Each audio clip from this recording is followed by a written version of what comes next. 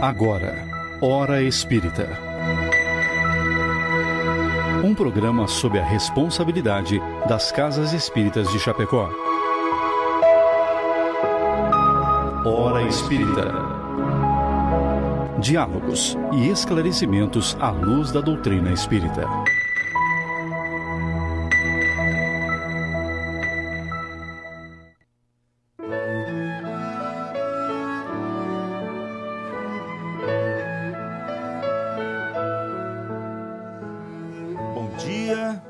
Bom dia, amigos.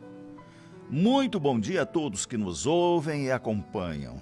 São 8 horas, hoje, dia 5 de agosto de 2023. É com a alegria de sempre que estamos aqui para dar início a mais um programa Hora Espírita, que vai ao ar todos os sábados, das 8 às 9 horas da manhã, pela Rádio Chapecó FM 100.1. O programa Hora Espírita está sob a responsabilidade das Casas Espíritas de Chapecó, filiadas à Federação Espírita Catarinense e pertencentes à 12ª União Regional Espírita, e tem por objetivo trazer a este espaço temas de interesse geral, passagens do Novo Testamento ou ainda da codificação espírita, para que possam ser estudadas à luz da doutrina espírita. O programa de hoje traz noções do livro O Céu e o Inferno. E nós já estamos ao vivo no Facebook da Rádio Chapecó. E você está convidado a participar conosco, encaminhando a sua pergunta, a sua colaboração, ou ainda enviando sua sugestão de tema que gostaria que tratássemos aqui no nosso programa. Afinal, você é a razão deste encontro.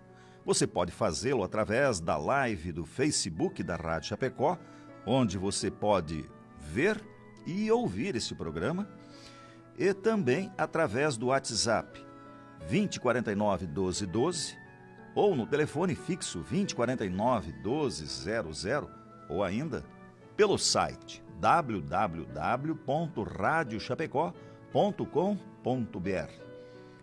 Conheça também nossas redes sociais, Hora Espírita Chapecó, Facebook, YouTube, Instagram.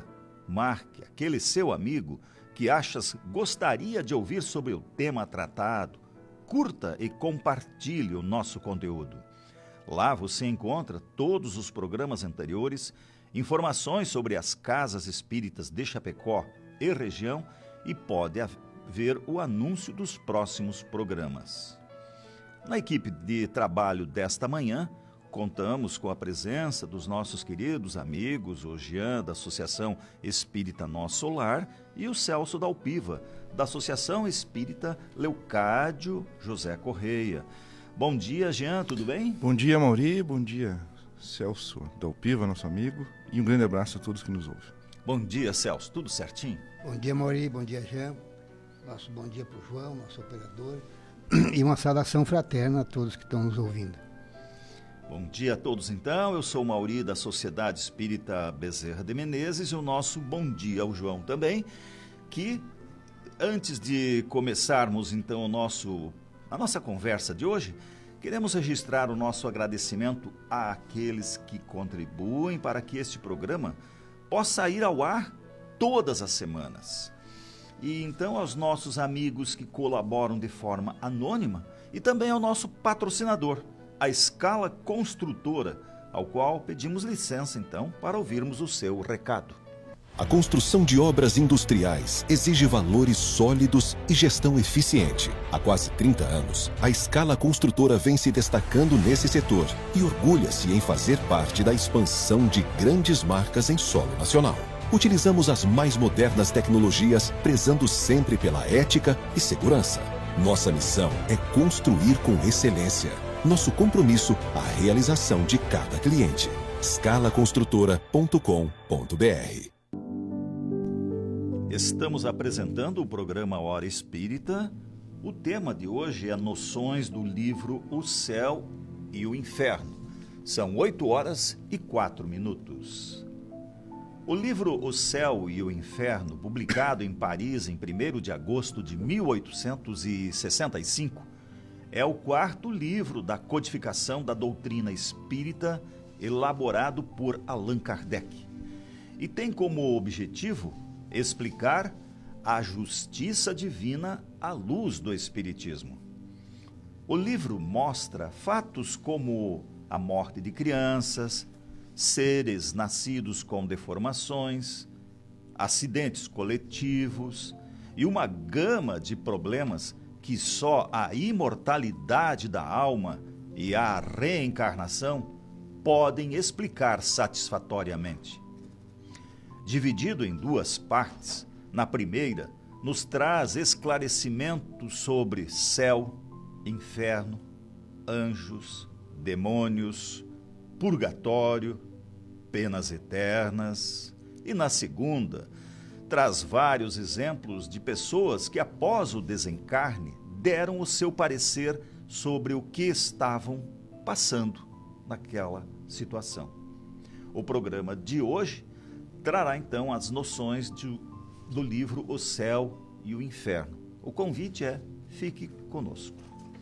Para começarmos, o Celso vai nos dizer o que é céu, Celso, segundo o Espiritismo. Vamos começar abordando 2 questões do Livro dos Espíritos, para depois entrarmos na questão do livro O Céu e o Inferno, que é o livro que nós estamos analisando. Na questão 1016, Kardec perguntou à espiritualidade: em que sentido se deve entender a palavra céu?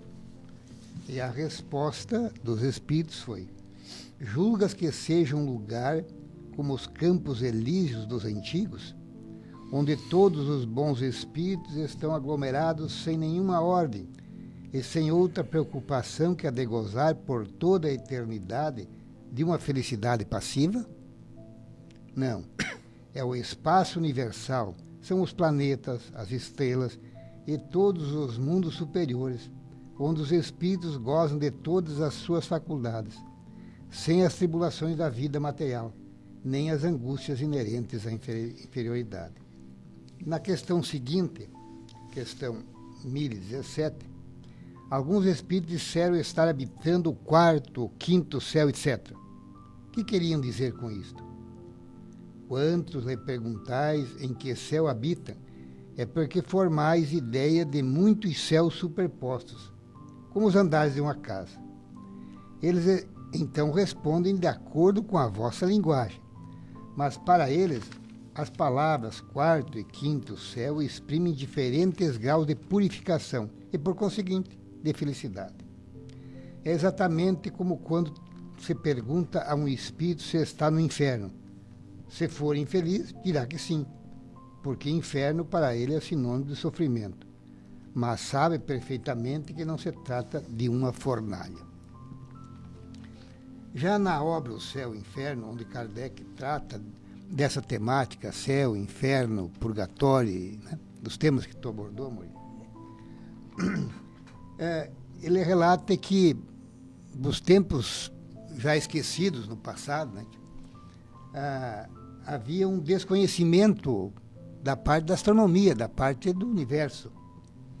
E então, havia diferentes definições de céu. Segundo a mais comum, era de que havia 7 céus, porque há uma abóbora, né? Então eles achavam que havia 7 céus. E daí a expressão estar no 7º céu. E para exprimir que este 7º céu, o último, era o sentido da felicidade. Eu estou lá no 7º céu, estou na felicidade. Já os muçulmanos admitiam a existência de 9 céus, em cada um dos quais a felicidade era crescente. O 1 era inferior e o 9º era o mais feliz. O astrônomo Ptolomeu contava 11 céus e dominava o último como Empíreo, que significava um céu de luz brilhante, porque Pírio é fogo, fogo brilha. Então ele tinha esta conotação de 11 céus, e que o último era o brilhante. Essas definições de céu, elas caíram por terra com a evolução, com a ciência, mas também quando Jesus esteve aqui. Quando ele nos disse que o reino do céu é semelhante a um tesouro oculto no campo. Esse tesouro está oculto, está enterrado, está no campo. Ou quando ele diz que o reino dos céus é semelhante a uma pérola de grande valor. A pérola está onde? Está na concha. A concha está onde? Está dentro do mar. Então, o céu nada mais é do que um sentimento que nós temos no nosso íntimo. Nós todos fomos criados simples e ignorantes no saber, no conhecimento. E o Criador nos deu o livre-arbítrio para nós fazermos a nossa caminhada, de simples e ignorante até chegar à condição de espírito puro. Daí que esta caminhada é fruto do mérito meu, da minha decisão. Eu posso ir mais rapidamente, eu posso ir mais lentamente. Então, à medida em que eu vou incorporando esses valores, que o céu está dentro de mim, que é um sentimento íntimo, que eu tenho que cultivar, que eu tenho que buscar esta evolução intelectual e moral, porque o espírito evolui primeiro intelectualmente para depois moralmente, mas é um par e passo essas duas características do espírito, e tem aqueles outros que se aprazem no mal, que resolvem não seguir as leis divinas, as leis morais. E onde é que está gravada as leis divinas? Está gravada a nossa própria consciência. Então nós sabemos o que é certo e o que é errado, o que nos leva à perfeição e o que nos afasta da perfeição. Mas todos nós estamos destinados a um dia chegar à condição de espírito puro. Mesmo os mais terríveis homens que praticaram as maiores atrocidades. Quanto tempo eles vão levar? Bom, essa é uma questão que vai depender deles decidirem por ter um novo caminho, por buscarem uma reforma íntima, né? Mas então, o céu é um sentimento que nós temos no nosso íntimo. E a nossa verdadeira vida onde é que é? É no mundo espiritual. Os espíritos estão aqui em torno de nós. Nós que estamos nesse momento passando por uma experiência corporal. Poderia ter existido essa vida, como poderia não ter existido, segundo os espíritos. Então, a verdadeira vida é a vida espiritual. E que nós estamos passando, então, por esta experiência no corpo material, para o nosso aperfeiçoamento intelectual e para o nosso aperfeiçoamento moral. Então, essa é a questão. O céu, então, não é um espaço geográfico. No mundo não tem a parte da geografia. A geografia é material. A esquerda, a direita. Deus, sentado à direita, Deus Pai. Mas qual é o lado direito, qual é o lado esquerdo? Não existe essa conotação. Isso é uma oração que nós fizemos de forma errada. Porque Deus está em todo lugar. Ele não é o velhinho aquele que nós criamos, de barba, sentado num trono, vestido de branco. Não, essa é uma figura que nós criamos que não existe. Deus é um ser que está em todo lugar. Então ele está neste mundo. E o nosso verdadeiro mundo é o mundo em que nós vivemos, né? Então, o céu tem essa conotação de que é um sentimento nosso, do nosso ser, da nossa... do nosso sentimento, como eu falei antes, né? Então esse é o sentimento do céu, na verdadeira expressão da doutrina espírita.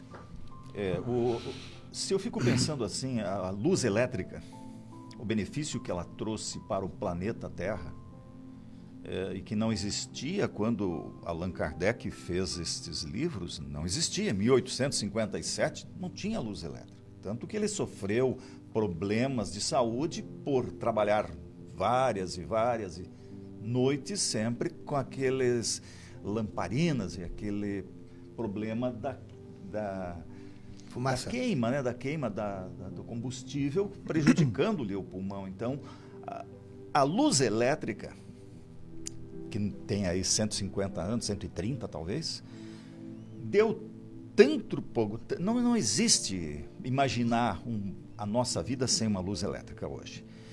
E as noções do que é céu e do que nós vamos falar agora, daqui a pouco, do inferno, também vão ter que ter esse esse progresso, essa nova conotação de que você muito bem colocou aí.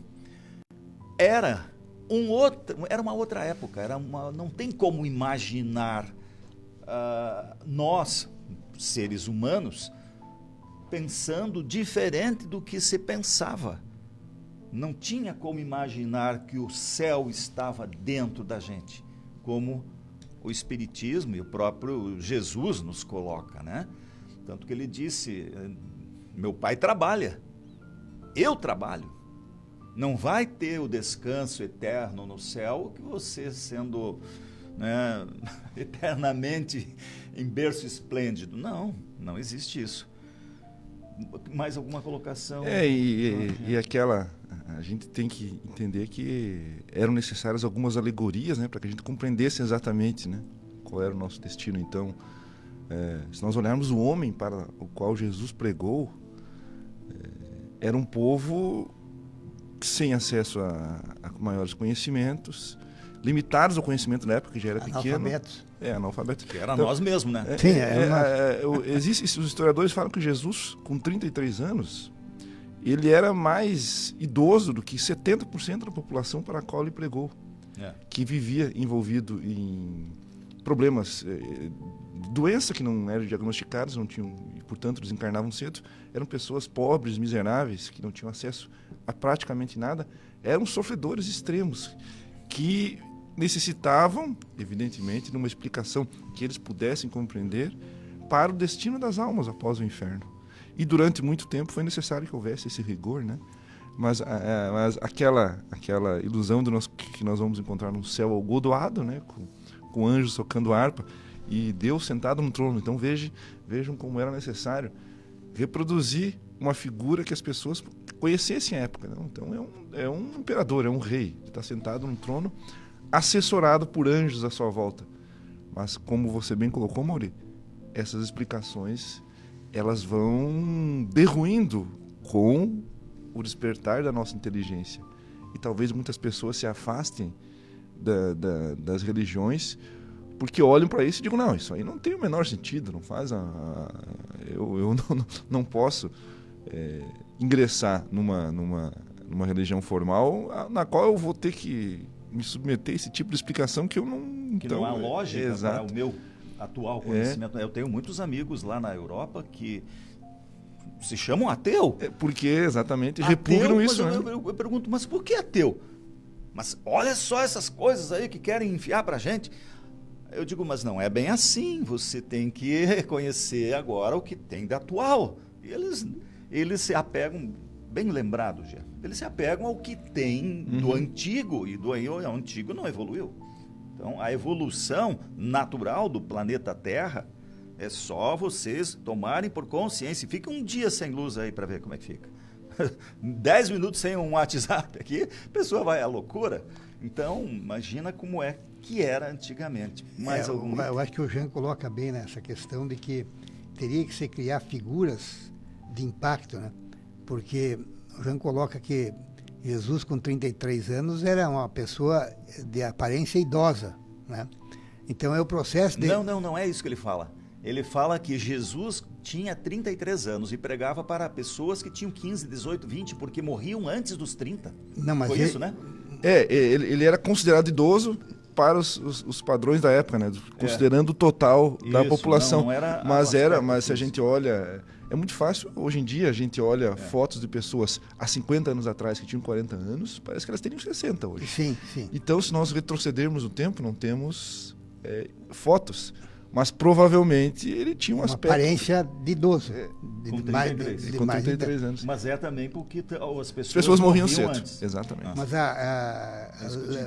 fazendo uma revisão na história, a gente vê que com 33 anos já morria. Hoje nós estamos com 70 e poucos, 80 anos. Tem países Então, até mais... o processo da evolução, e a doutrina acompanha isso, né? A doutrina espírita veio para trazer esta lembrança, né? De que, lembramos que há 2000 anos Cristo disse que ia mandar o Espírito de verdade, para relembrar aquilo que ele tinha dito e aprofundar. E é o que ele veio fazer, né, tia? É o que ele veio fazer. Aprofundar essa interpretação que o céu está dentro de nós. Então, o céu para o Espiritismo, que é céu, é o estado da própria pessoa, da alma da própria pessoa, que está dentro de cada um e que a pessoa tem que buscar. Seria isso, né, Celso? Sim. 8h19 e pro Jean, praticamente a mesma coisa, só que é inferno? Na definição de Allan Kardec. Então nós estamos falando exatamente, para lembrar, das noções e dos conceitos que vêm da reflexão de Allan Kardec no livro Céu e Inferno, que ele é uma grande novidade, porque ele traz exatamente essa noção diferente, né, do que é céu, do que é inferno, anjos, demônios. Então talvez eu considero uma das melhores leituras aí da codificação, se não a melhor. Ela flui muito bem, ela traz explicações bastante claras. E tal como o céu, então o inferno, ele é apresentado não como um local geograficamente situado, como disse o Celso, porque como nós tivemos o avanço da astronomia, a primeira coisa que para de ser sentido é a noção de que o céu é em cima e o inferno é embaixo. Porque se nós somos um corpo celeste arredondado, né, alguns dizem que é plano, mas ele é arredondado, ele é uma esfera, a qual nós estamos fixados pela força da gravidade, pairando no espaço. Então a noção de em cima, embaixo, desaparece exatamente. A primeira coisa que desaparece com o desenvolvimento do conhecimento humano é esse. Então, não sendo mais, não se podendo mais situar o céu em cima e o inferno embaixo, essa explicação ela vai sofrendo já alguns questionamentos. E para Allan Kardec, esse inferno, esse estado de consciência no qual nós somos colocados pelas nossas ações más, ele está dentro de nós, pelo que nós produzimos a partir do nosso proceder. Temos então liberdade e inteligência para escolher o certo e o errado. E já sabemos o que é certo e errado. Quando nós nos enveredamos pelo caminho do mal, o nosso estado de consciência, ele vai trazer para nós uma sensação de sofrimento moral. Quando nós odiamos, quando nós somos egoístas, quando nós não convivemos bem com as pessoas, quando nós somos incapazes de perdoar quem nos tenha feito mal, ainda que a pessoa que errou contra nós nos peça para pedir desculpas, para pedir perdão, e nós não perdoamos, quando o nosso orgulho cega a nossa vida e guia os nossos passos, nós estamos criando condições para que o inferno se mostre para nós através das nossas sensações íntimas. Porque, como bem lembrou o Dalpiva, segundo o Livro dos Espíritos, a lei divina está na nossa consciência. E nós somos felizes ou infelizes, nos guiamos para o céu ou para o inferno, na medida em que nós escolhemos agir de acordo com essa lei ou contrariamente a essa lei. Quando eu ajo de forma contrária às leis divinas, ainda que eu não sinta isso imediatamente, eu vou criando situações de infelicidade. Se eu ajo de acordo com a lei divina, ao contrário, eu estou criando um ambiente no qual a minha intimidade, a minha consciência vai me proporcionar uma sensação de felicidade. Então, se eu caminho pelo lado do mal, vou criar um inferno íntimo. Se eu caminho para o lado do bem, aí sim eu vou criar condições para que eu seja mais feliz, logo vou ter o céu dentro de mim. Mas é interessante a gente ter bem situado isso, porque muitas vezes a gente passa por provações e por situações na vida que outras pessoas nos colocam, ou seja, causam sofrimento em nós. E isso nos causa um sofrimento momentâneo. Mas o que verdadeiramente nos aprisiona num inferno moral é a forma como nós procedemos. A forma como os outros procedem em relação a nós pode nos causar um desgosto, uma angústia, uma sensação de injustiça, mas que, se nós temos a consciência tranquila, nós despertamos daquilo. E então não são os outros que vão nos colocar nesse lugar, não são os outros que vão nos exaltar para um céu. É a nossa ação e reação diante dos acontecimentos da vida. Então, podemos ficar tranquilos que aquele céu, aquele inferno que é pintado em cores como sendo um local quente, né? Um local do fogo, ele não existe. Fogo que não queima, mas também não apaga. E veja bem como Allan Kardec ele trabalha essa questão do céu e do inferno, e ele traz alguns aspectos da literatura cristã com relação a isso, e ele nos pergunta, será que isso realmente é verdade? Será que isso passa pela nossa razão? Então registra Allan Kardec que a visão, que a doutrina do inferno ela é tão cruel que produziu algumas páginas da literatura de estudiosos do cristianismo e que transformaram isso em obras que torna absolutamente inconciliável com a razão. Então, Allan Kardec diz o seguinte, que numa obra de São Tomás de Aquino, falando sobre o inferno e falando sobre os bem-aventurados, que seriam então aqueles que estão no céu, e que eventualmente pudessem ter a visão do inferno, São Tomás de Aquino diz o seguinte, isso realmente a gente não consegue conceber como sendo real. Os bem-aventurados, sem saírem do lugar que ocupam, deles sairão, ou seja, sairão do seu lugar confortável lá no céu. Entretanto, de uma certa maneira, em razão do seu dom de inteligência e de visão distinta, a fim de considerarem as torturas dos condenados, ou seja, aqueles que estão no inferno, e vendo-os, não somente não sentirão nenhuma dor, mas serão cobertos de alegria e renderão graças a Deus por sua felicidade, assistindo à inefável calamidade dos ímpios. Então, quem ficaria confortável diante de uma visão dessa? Que mãe, sabendo que seu filho errou por uma encarnação, vai olhar para esse quadro de dor e se sentir tranquilamente, vai se sentir alegre, até porque ela não está lá. Então, essas páginas, essas doutrinas que foram sendo criadas, elas vão deixando de passar pelo crivo da razão e nos chamam a nos despertar para a realidade das coisas, tal qual como Allan Kardec faz nessa obra magnífica. Tem uma palestra do Divaldo Franco, ele proferiu aqui em Chapecó, lá na EFAP, onde ele relata um pastor inglês que trabalhava nos Estados Unidos e o filho dele envolveu-se com droga e suicidou-se. Mas a doutrina religiosa desse pastor, não aceitava que quem se suicidasse ia para o inferno. Quem suicidasse ia para o inferno. E agora ele estava num dilema. O filho dele ia para o inferno. Porque era o que estava escrito na... E ele volta à Inglaterra e vai consultar uma médium. Ele achava que essa médium tinha todo um aparato, né? Chegou lá, bateu na porta da casa, aparece uma senhora baixinha, encorpada. E ele pergunta pelo nome da senhora, sou eu. Aí ele diz o que ele queria, ela mandou entrar e ela incorpora o filho dele desencarnado. E o filho relata para o pai onde é que ele estava, né? Então, que não era no inferno, mas ele estava num processo de sofrimento. Estava num processo de sofrimento, mas não era o inferno. Então você vê o pastor pregando o inferno e o céu, o inferno do fogo, desta imagem tenebrosa que todos nós que tivemos na origem das doutrinas cristãs, não do Cristo, mas do cristianismo, da instituição, eu fui criado dentro disso, de que havia o inferno, o céu e o purgatório. E o inferno era aquele que não ia sair nunca de lá. Aí vem a doutrina espírita, não, o inferno é um sentimento teu. É um sentimento que está na tua consciência. Né? Eu posso estar com extrema dificuldade, mas estou tranquilo. Aquela dificuldade eu estou sabendo administrar. Né? Eu estou levando aquilo, não estou entrando em desespero, não estou indo contra o Criador. Eu creio no Criador, estou em consonância com as doutrinas, a doutrina de Deus, da divina, mas tem o processo de sofrimento que eu estou passando, que é meu, que eu tenho que resgatar.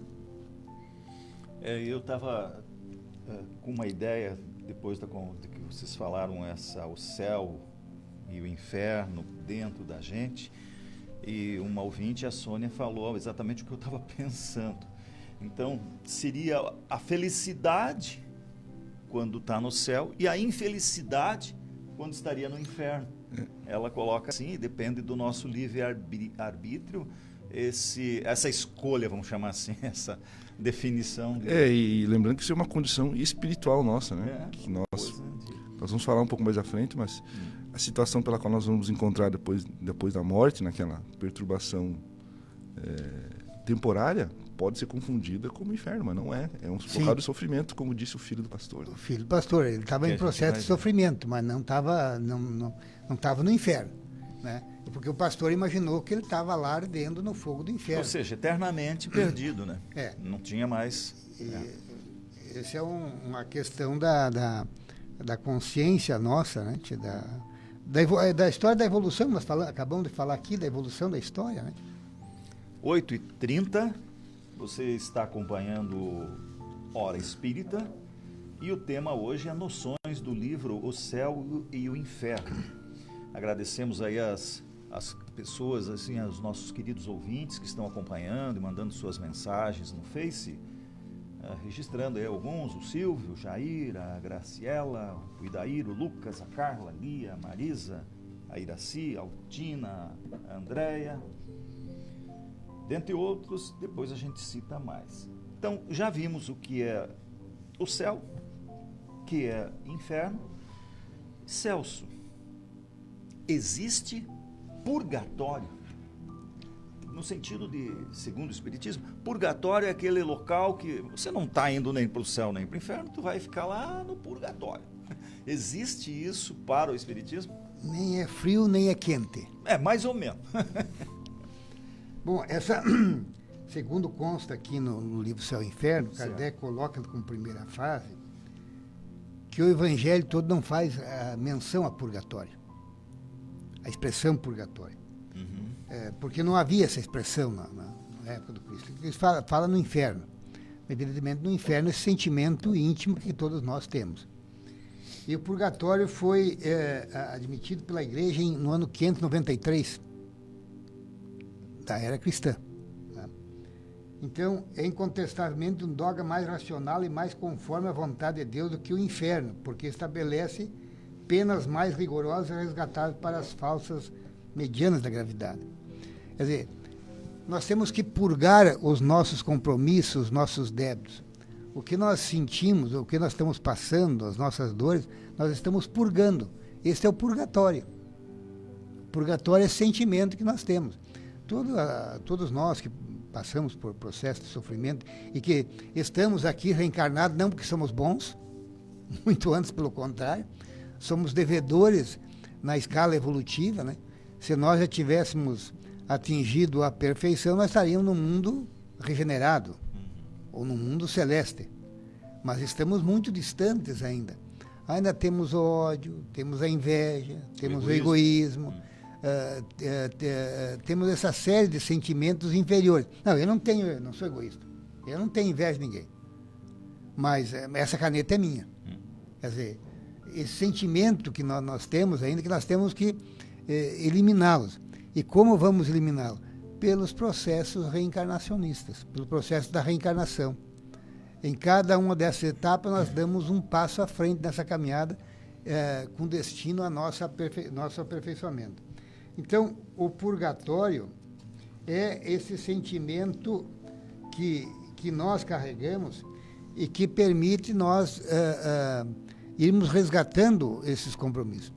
Se não, vejamos, o Longino, aquele que enfiou a espada no coração do Cristo. Quem foi ele aqui no Brasil? A pedido de Jesus?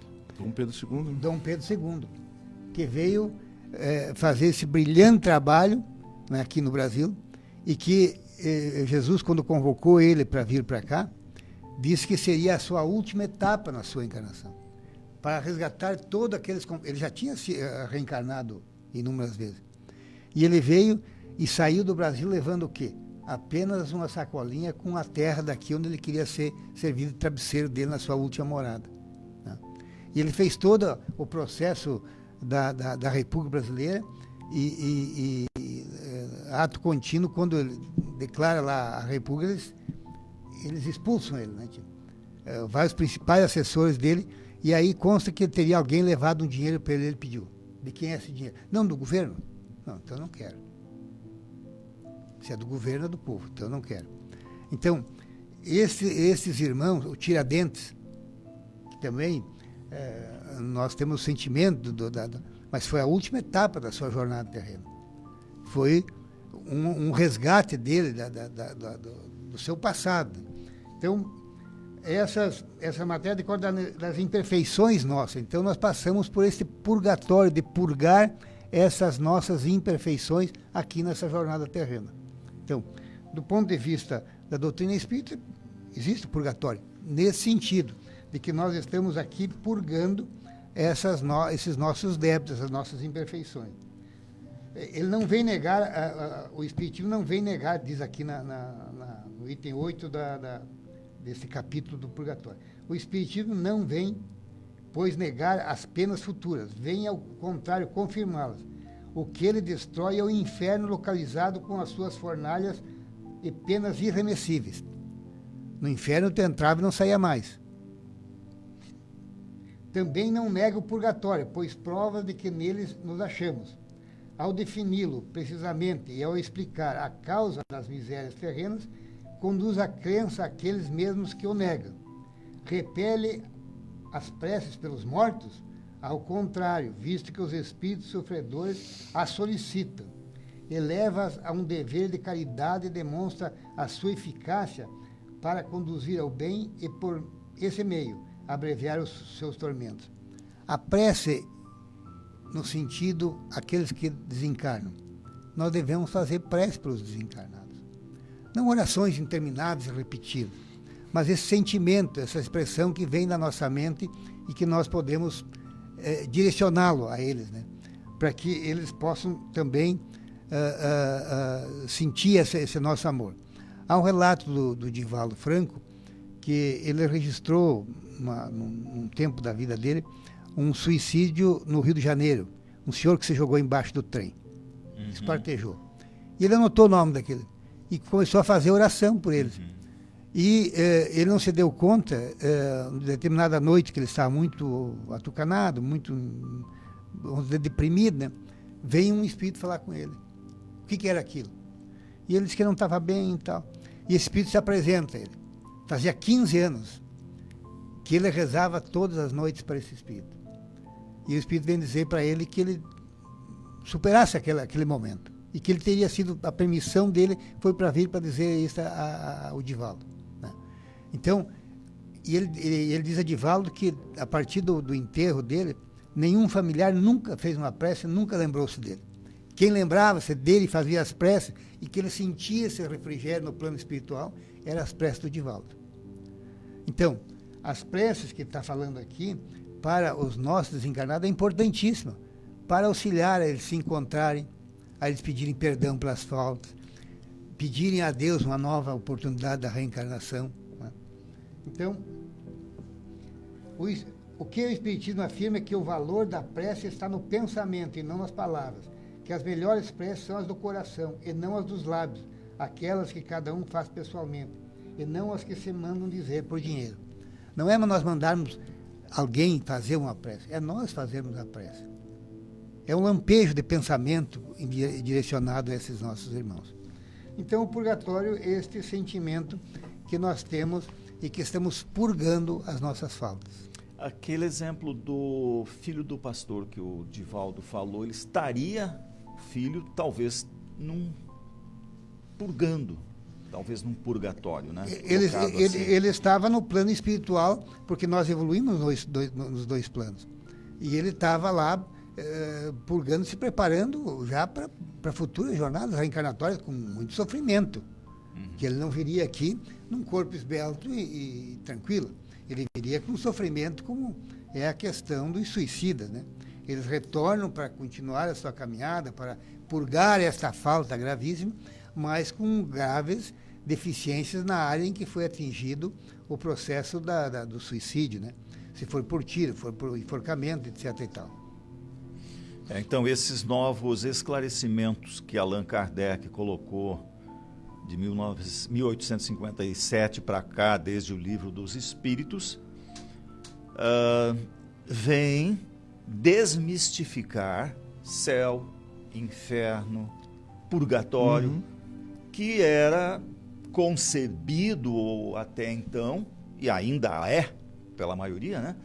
Devido ao desconhecimento dos livros espíritas de Allan Kardec, e que poderia ser lido, ser estudado, e se fosse de conhecimento mais geral, poderia melhorar muito a humanidade, né? Porque veria que é preciso mudar dentro de si mesmo as situações que fazem com que seja feliz ou infeliz a pessoa, porque o corpo, meu amigo, como o Celso falou agora, continua-se como se é em espírito, pensando com os mesmos tormentos ou as mesmas alegrias quando se vai para o plano espiritual. Não se muda nada, apenas o corpo. O que acontece é que hoje a medicina já mostra que o que a gente pensa reflete daí no corpo, com doenças, etc., né? Mas é porque nós emitimos esses pensamentos deletérios ou bons e que nos dão ou saúde ou a doença. Então, é muito importante que haja essa consciência de todos, que é preciso, sim, evoluir, estudar, aprender, ver essas novas situações. A ciência está dando uma contribuição muito grande para o conhecimento da humanidade, né? Com relação dos estudos que um grupo de médicos, né, e cada vez mais crescente, da espiritualidade e ciência, né? Espiritualidade e medicina, por exemplo. Até alguns anos passados, a medicina não falava em espiritualidade. Hoje está falando em espiritualidade, está falando na cidade da oração, da prece, do pensamento positivo, no tratamento das suas doenças, dos seus problemas do corpo físico, né? Então, acho que a humanidade caminha para esta consciência, né? E, claro, de forma muito lenta, mas caminha. Muito bem. Queremos agradecer a companhia de vocês, a Rose, o Ailton, Soeli, Zelda, Nelson de Souza, Rosângela, Cleci, Jairo, Ivone, a Gema, a Sônia, que a gente já citou, o Idacir, o Regis, a Edna, a Ivani, o Nelson Antunes, o Miguel, o Reni, a Clenir e a Nelly. Muito obrigado pela carona aí com a gente. O Celso já citou, mas a pergunta é para ti, Jean. Pode existir penas eternas na visão espírita? A pessoa ficar a eternidade, a eternidade assim, no inferno, sofrendo. Ou numa... na verdade, quando a gente coloca penas, a gente está olhando para uma visão de punição, ou seja, eu pratiquei um ato e, em consequência, eu tenho essa punição. Então, mas para o Espiritismo, o que nos regula é a lei de causa e efeito, ou seja, conforme eu ajo, eu vou colher ao longo do meu caminho os frutos do meu proceder, na chamada lei de causa e efeito, que vai então nos guiando durante a nossa jornada espiritual, rumo sempre à perfeição, saindo da simplicidade e da ignorância, através das várias encarnações pelas quais nós vamos passando. Então a ideia de penas eternas, como nós já falamos, ela é incompatível com a razão e ela é incompatível também com as palavras do Cristo, né? Quando o Cristo apresenta o Filho Pródigo, o que ele está dizendo ali? Ele está retratando a nossa caminhada espiritual. Ou seja, alguém que errou, se abandonou, se afastou do Pai e foi para um lugar distante viver de forma resoluta e equivocada. E quando ele retorna, quando ele toma a resolução de se emendar, de se melhorar, de fazer o caminho de volta para a casa do Pai, e aí nós podemos entender Pai como sendo Deus, ou seja, me afastei de Deus e dos seus conselhos, do que Ele espera de nós. Experimentei sofrimento e resolvi voltar. Como que esse Deus nos recebe? De braços abertos, como recebeu o pai do filho pródigo, com festa, para que aquele filho retornasse ao seu lar e à sua convivência. Então, essa é a justiça divina que o Espiritismo nos apresenta e é a justiça divina real, ou seja, não a que condena eternamente, mas a que dá condições para que nós purguemos os nossos erros e retomemos a caminhada no caminho do bem. Essa ideia de penas eternas, ela colocaria a justiça divina num patamar inferior à justiça dos homens. Porque se na justiça dos homens nós temos a proporcionalidade entre o mal que eu pratiquei e a pena que eu vou experimentar, eu não vou punir da mesma forma alguém que pratica um pequeno furto da mesma maneira de quem tirou a vida de outra pessoa. Então, um pequeno furto não vai ter a mesma pena do homicídio. Então, essa é a lei que vigora entre os homens.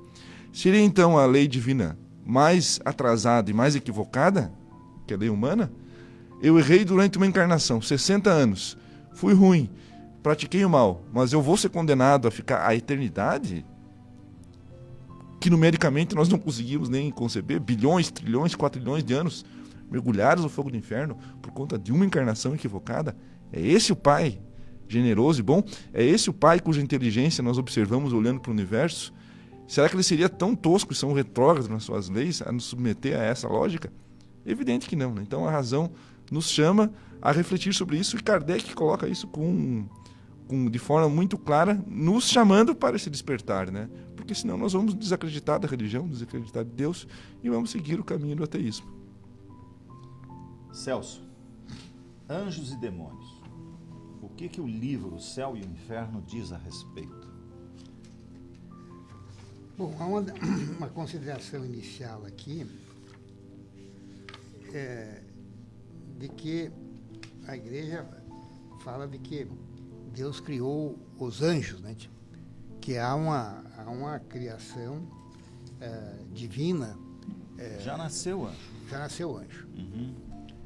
A doutrina espírita vem nos dizer que nós todos nascemos igual, dentro da justiça de Deus. Simples e ignorantes.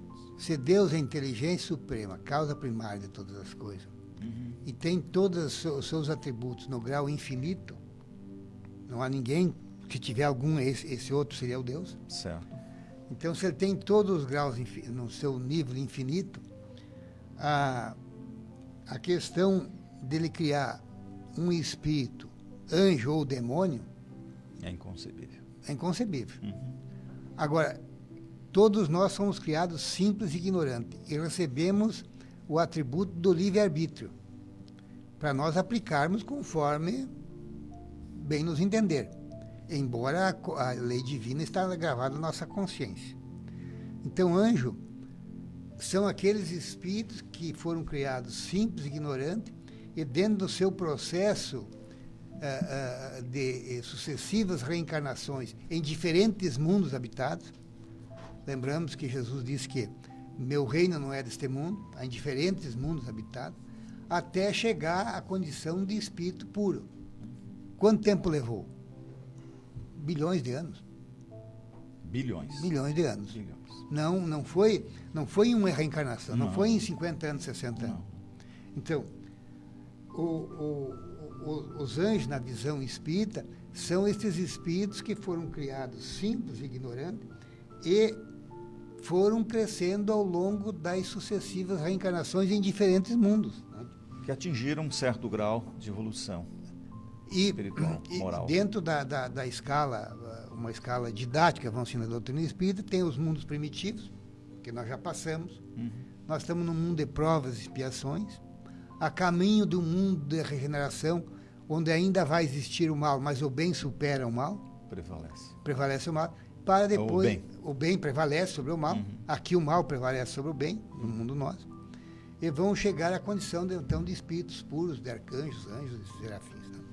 Então, segundo a doutrina espírita, então, esses anjos foram criados como nós. Passou pelas nossas etapas. Aqui diz, eis a lei que deve constituir a vossa regra de conduta. Só ela pode vos levar ao fim. Tudo que lhe for conforme é o bem. Tudo que lhe for contrário é o mal. Então, o que é conforme à lei divina é o bem. O que é contrário é o mal. A humanidade não se restringe à terra, habita os inúmeros mundos que circulam o espaço. Já habitou os desaparecidos e habitará os que se formarem. Então há mundos que já foi formado e desapareceu. Nós habitamos esses mundos, agora estamos... Esses anjos, tendo criado em toda a eternidade, Deus jamais cessa de criá-lo. Muito antes que a Terra existisse, e por mais remota que imaginamos a sua criação, já havia outros mundos nos quais espíritos encarnados percorreram as mesmas fases que ora percorremos, ora quem nós percorremos, atingindo seu fim antes mesmo que tivéssemos saído da mão do Criador. Há, portanto, desde toda a eternidade, espíritos puros ou os anjos. Como, porém, sua existência humana se passou num pretérito remotíssimo, para nós é como se tivesse sido sempre anjos, desde todos os tempos. Então, os anjos, para nós, agora, nós achamos que eles sempre existiram. Não, eles não existiram. Eles foram criados como espíritos ignorantes, como todos nós fomos criados. Mas em função de ter sido criado antes, bilhões de anos antes, já estão na condição de espíritos puros. E continuam trabalhando, continuam assessorando o Criador. São os assessores do Cristo. Né? Assim como Jesus foi o assessor do Cristo na criação da Terra. Realiza assim a grande lei da unidade da criação. Deus nunca esteve inativo e sempre contou com o auxílio de espíritos puros, experimentados e esclarecidos, para a transmissão de suas ordens e direção do universo.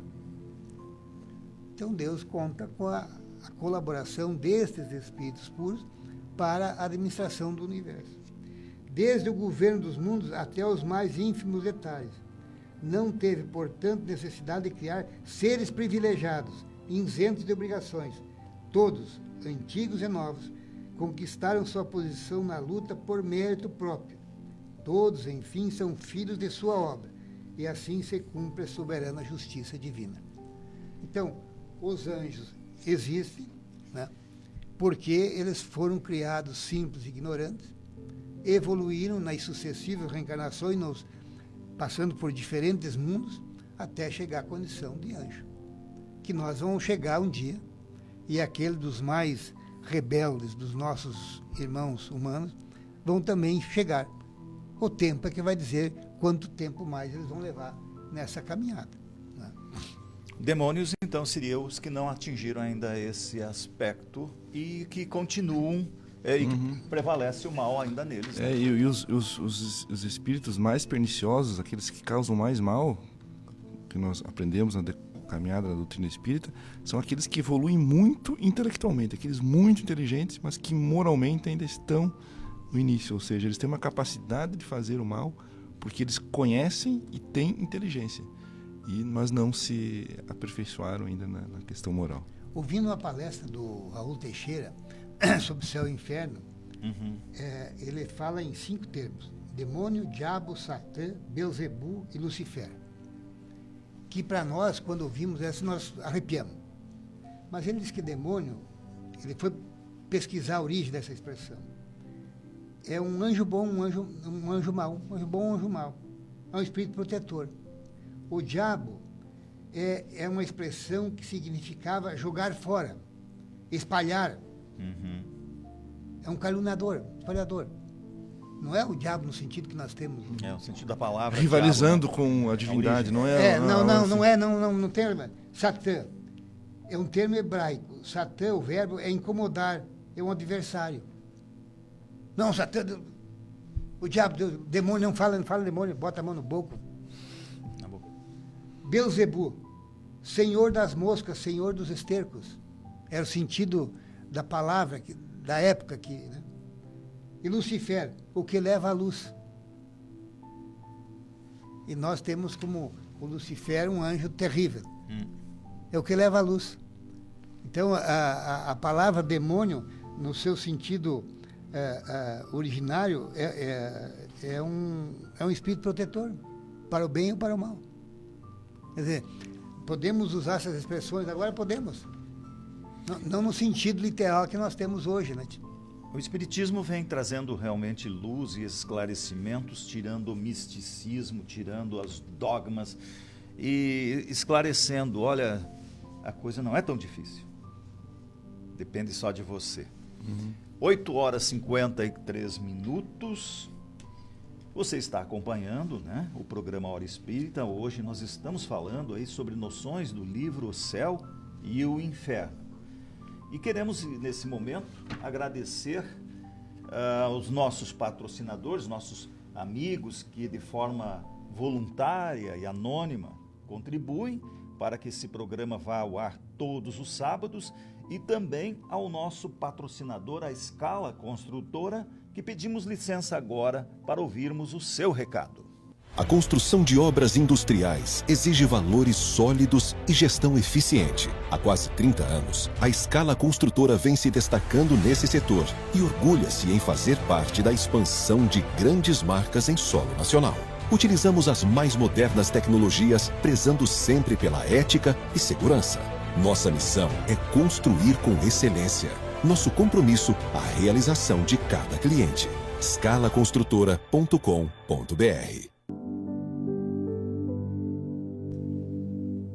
Olha, gostaríamos de lembrar que em Chapecó nós temos 6 casas espíritas filiadas à Federação Espírita Catarinense, todas elas com atividades presenciais normais. Você pode escolher uma que fica mais perto da sua casa ou que você acha que é mais fácil de chegar, enfim. Então é a Associação Espírita Amor e Caridade no bairro Palmital, Associação Espírita Leucádio José Correia no bairro IFAP, o Centro Espírita Gotas de Luz no bairro Pinheirinho, a Sociedade Espírita Bezerra de Menezes no Passo dos Fortes, a Associação Espírita Nosso Lar no bairro Santa Maria, a Sociedade Espírita Seara de Caridade, que fica no Presidente Médici. Então busque também nas nossas redes sociais, verifique os horários e os locais mais próximos, procura por Hora Espírita no YouTube, no Face, você vai encontrar lá as informações. A gente está se encaminhando aí para os minutos finais, mas ainda dá tempo para mais uma pergunta. E se você não conseguiu acompanhar desde o começo, acesse lá a página no Facebook e vai ver então esse programa desde o início. Queremos dizer que o livro O Céu e o Inferno, que é uma complementação do livro dos Espíritos, onde tem muito mais informações sobre o que é o céu, o inferno, o purgatório, etc., na primeira parte. E na segunda parte, você vai encontrar lá muitos exemplos, depoimentos de espíritos que deram, né, essa informação do que eles estavam passando após terem desencarnado. Aí nós temos lá espíritos felizes, sofredores, suicidas, arrependidos, endurecidos. E como uma pergunta final aí para o Celso e para o Jean, em base no depoimento destes espíritos, vamos nos ater aos arrependidos.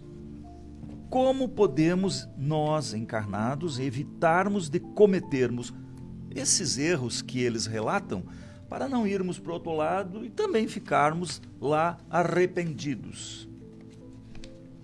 Essa parte do livro é bastante interessante e permite as várias categorias de espíritos, a condição espiritual deles após a morte.